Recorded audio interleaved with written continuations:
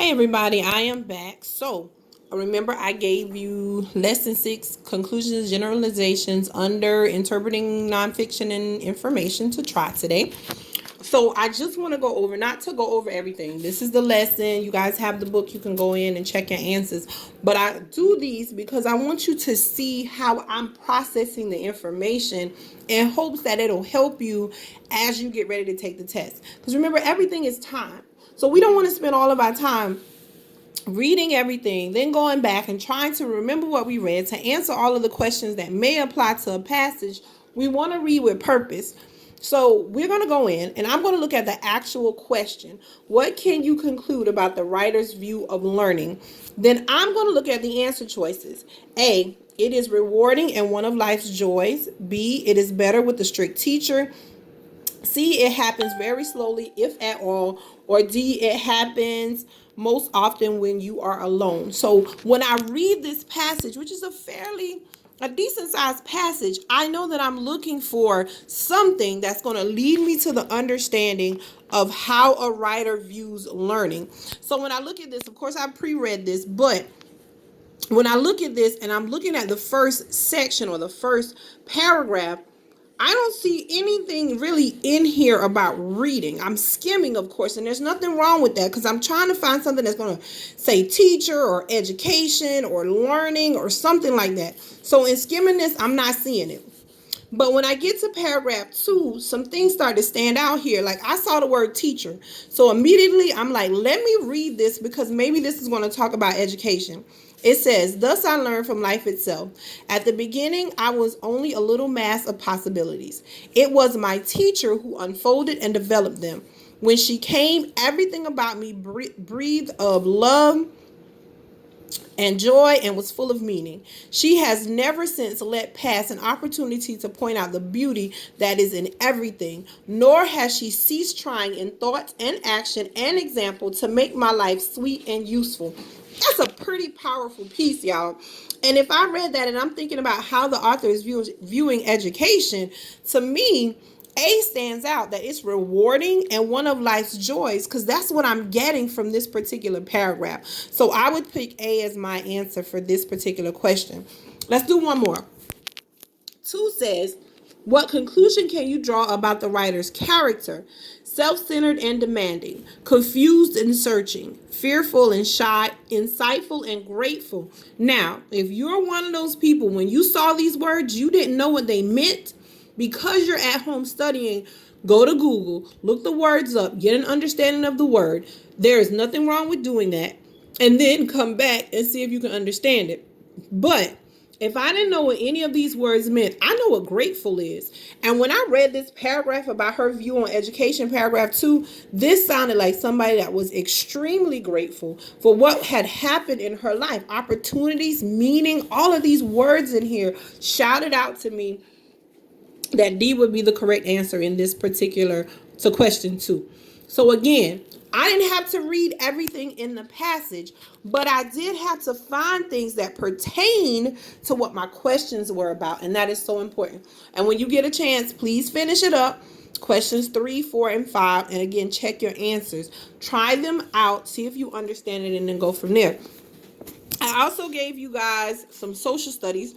This is social studies lesson 6, social studies practicing, interpreting data and statistics. Again, good practice when we're talking about concluding. I know some of you may have gotten an assignment and was like, this has nothing to do with conclusions, but it does. Because when you're interpreting data, you're trying to understand what is given. You're trying to take the information that is given to you and then draw a conclusion based on that information a lot of times. And this is one of the things that people have a hard time with in the social studies. So it's so important that as you're studying history and events and all those things, that you still go back and look at some of the data stuff that is associated as well.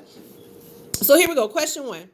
Which of the following could have been the median age in New Mexico in 2010? Well, you guys, median, if we don't know that term, it's going to be hard to answer this question. Median, by definition, is the middle term once you put everything in order from least to greatest. That's usually what median means. So when we're looking at this population in New Mexico, notice what's happening. Under 18, look at the total. Between 18 and 19, etc., etc., etc. You're noticing all of the numbers that are associated with those particular ages.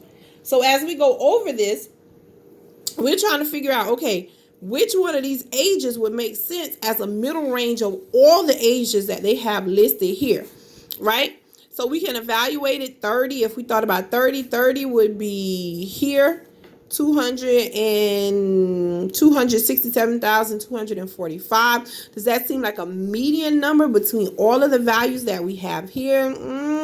I don't think that would be a median value when I look at putting these things and looking at them in terms of how they would fall in terms of value. 1, 2, 3, 4. Sorry, lost track. 4, 5, 6. 7, I did it, I saw it. But when I'm putting them in order and then I'm looking at it, that wouldn't work. As I go through each one of these answer choices, to me, the one that will fall in terms of a median in the middle would be D, number 36. That falls between 35 and 49. Because when I'm looking at these things in order, 1, 2, 3, 4, 5, I'm looking at how they're falling and I'm like, yeah, that would be a median age of all possible ages that we have listed. Now look, there could have been a better answer in here, right? But remember, these are the only ages that they gave me. So I'm looking at it in terms of the answer choices they gave me and how it will fall in what the information that I have. 30, 32, 34, they all fall here. 36 is falling here. When I look over here at these ages, there's more here than there is here. So more than likely, it will fall in that 36 range. But again, based on answer choices, not based solely on here. Don't get caught up in, but I know it should be this because I've done that before. Look at the information they're also asking me to choose from.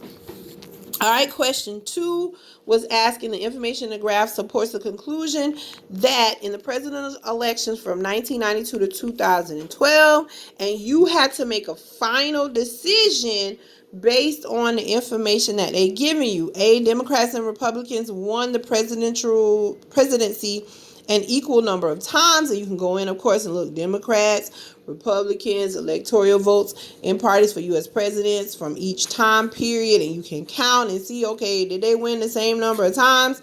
B, the average margin of victory was higher in years when Democrats won than in years that Republicans won. If I went in the years that Democrats won, watch your lines because y'all know what happens. Democrats is up here. Look at all the times the Democrats won. Look at all the times the Republicans won.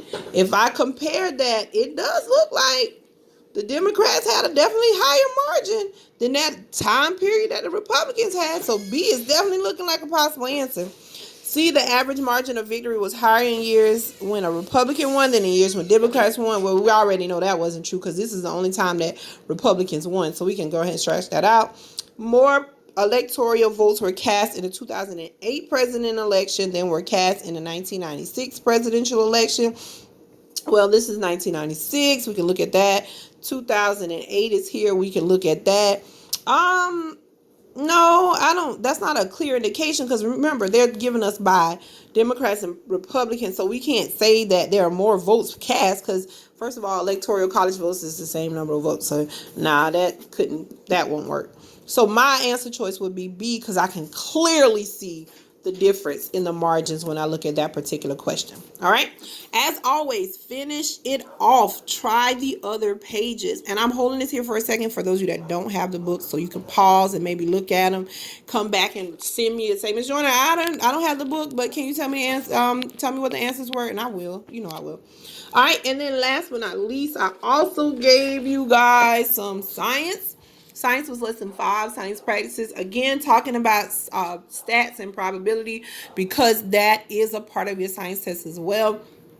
So you got to be able to look at stuff and make conclusions, make finality based on the information you're given. So here we go. Because I am going over my time with you guys. All right. So we want to answer just the first two. It says, of the species in the graph, which has the median body weight? Again, that word popped up, and if you don't know what median is, you should know. So we've seen this in two tests. Science and social studies use the word median, so that must be a word I need to know. But remember, median is middle. So when we're looking at this, middle, 1, 2, 1, 2, 3, 3. So my middle would be the rabbit. So the rabbit would be the mean of the body weight. of the species in the graph, which has the median metabolism rate. So again, if I'm looking at the graph, boom, boom, boom, boom, I would still fall in with rabbits. So rabbits would be number 2. Again, try the rest of them if you have your book. Question 3 and 4 and 5. Give them a try if you can. One more thing I want to point out though, remember on this one, it wasn't about the passage. I know that's a big thing, you guys. Watch out for that. It was about the graph. So be careful when you have those questions that have a graph and may have a paragraph. Which one does it want me to focus on? All right, I hope that helps. Bye, everybody.